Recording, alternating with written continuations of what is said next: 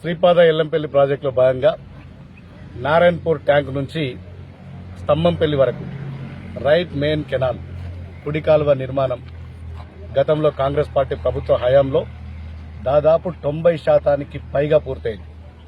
2012 కంటే ముందే 90% పైగా ఈ పనులు పూర్తయింది.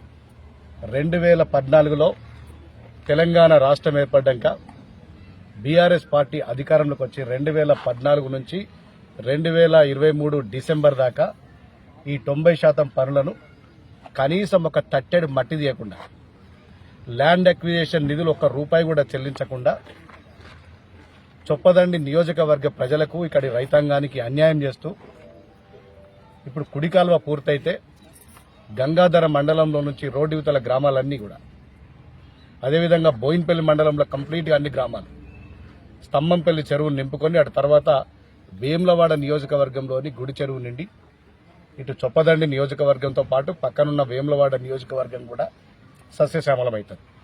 ఇంతటి ప్రాధాన్యత ఉన్నటువంటి ఈ కెనాల్ని పక్కన పెట్టి బీఆర్ఎస్ పార్టీ నాయకులు నేను ఎమ్మెల్యే అయినాక గత సంవత్సరం 23.5 కోట్లు నారాయణపూర్ ట్యాంక్ సంబంధించి ల్యాండ్ ఎక్విజిషన్ విడుదల చేసినాం. 3-4 రోజుల కిందట మరో 20 కోట్లు ల్యాండ్ ఎక్విజిషన్ నిధులు విడుదల చేసి ఈ రైట్ మెయిన్ కెనాల్ అదేవిధంగా నారాయణపూర్ బండ్కు సంబంధించి స్ట్రెంగ్తనింగ్ పనులు మొదలు పెడదామంటే బీఆర్ఎస్ పార్టీ నాయకులు శిఖండి రాజకీయాలు చేస్తున్నారు. 10 సంవత్సరాలలో వాళ్ళు కనీసం ఒక 10 పైసల పని చేయలే. అప్పుడు 10 సంవత్సరాలు అడ్డుపడ్డారు. మళ్ళీ మేం చేస్తామంటే ఈ రైతుల నోట్ల మట్టి కొడుతున్నారు. పాపం తగిలిపోతారు బీఆర్ఎస్ నాయకులు. రాజకీయాలు శాశ్వతంగా ఉండయి, ఎమ్మెల్యేలంటూ శాశ్వతంగా ఉండరు.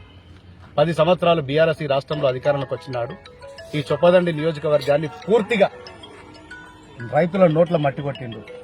మరొకసారి మేము చేసే ప్రయత్నం చేస్తే కూడా ఒక 4-5 ఎగదోసి మళ్ళీ ఈ ప్రాజెక్టును అడ్డుకోవడానికి ప్రయత్నం చేస్తున్నారు. నేను ఖచ్చితంగా చెప్తున్నా, చొప్పదండి నియోజకవర్గంలో నేను ఎమ్మెల్యే ఉన్నంత వరకు ఇక్కడి రైతాంగానికి అన్యాయం కానివ్వను.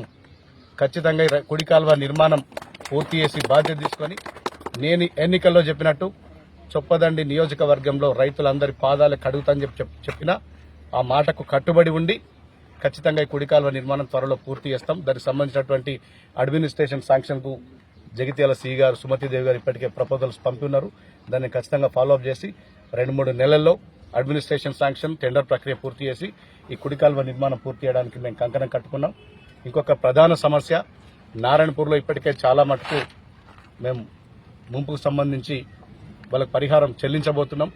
ఇంకెవరైనా ఇబ్బందులుంటే నిజంగా కూడా ముంపుకు గురైతే దశల వారీగా తీసుకుందామని నేను గతంలో చెప్పినా మళ్లీ తీసుకుంటాను. ఎందుకంటే రాష్ట్రంలో ఆర్థిక పరిస్థితి బాగాలేదు. నారాయణపూర్లో కూడా ఏ ఒక్కరికి కూడా అన్యాయం చేయని వాళ్ళందరినీ కూడా కడుపులో పెట్టుకొని చూసుకుంటాం. ఎందుకంటే 10 సంవత్సరాలు బీఆర్ఎస్ పార్టీ వాళ్ళకి తీవ్ర అన్యాయం చేసింది. ఆ ఊరు నుంచి ఒక ఎమ్మెల్యే అయినా కూడా కనీసం ఆ ఊరిని పట్టించుకోలేదు. ఇలా అమ్మకి అన్నం పెట్టినోడట చిన్నమ్మకి బంగారు గాజులు కొనిస్తానట.